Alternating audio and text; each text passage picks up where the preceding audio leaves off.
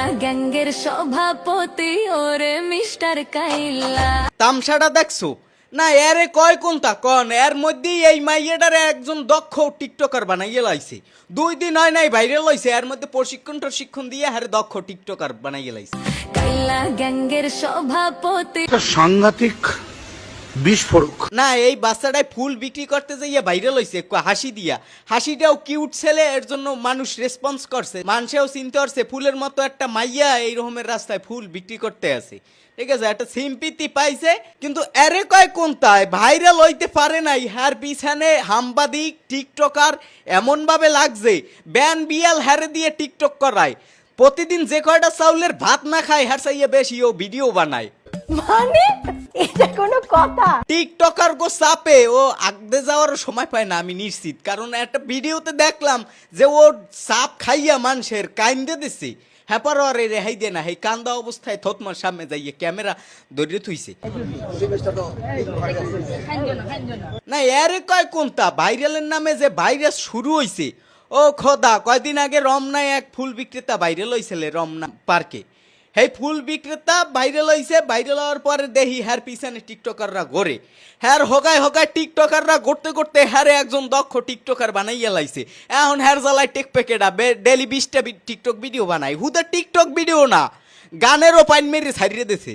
সুখের আশায় আর করি না দুঃখ চির সাথী। এককালে মন দিয়ে একটা কথা কন তো, ওর গান শোনার পরে আমার শরীরের রিয়াকশনটা কি রকমের, মনের মধ্যে কি হরতে মন চাইছে ওরে। তোরে মাইরা আমি ঘুমামু ভাই, আমার ঘুম হয় না।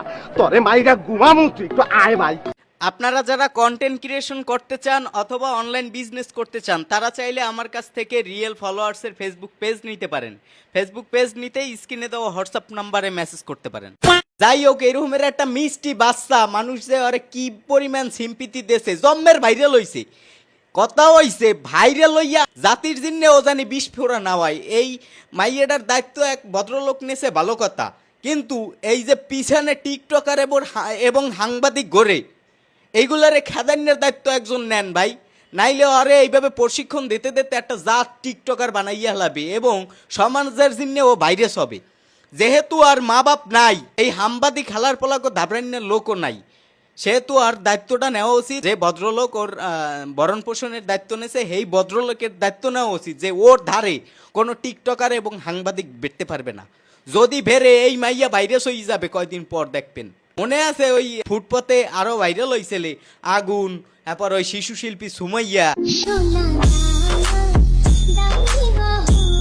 টাকা থাকলে মায়া মানুষও কিনা যায়। কি টাইপের ভাইরাস যে হইছে, পরবর্তীতে পড়তে বইতে এই জাতিরে জ্বালাইছে, সোশ্যাল মিডিয়াটারে জ্বালাইয়া খাইছে ওই বান্দরগুলানে। এই নরবান্দরগুলার মতো এই মাইয়াটাও যাতে না হয়, এখনই পদক্ষেপ নেওয়া উচিত। মুর হাফিসে এখন রেডি হইয়া ওই মাইয়ের বাসায় রাখা লাগবে, যে সাংবাদিক টিকটকার গেলেই অগ থতমা বাসাইয়া মুর হাফিসে দেওয়া লাগবে।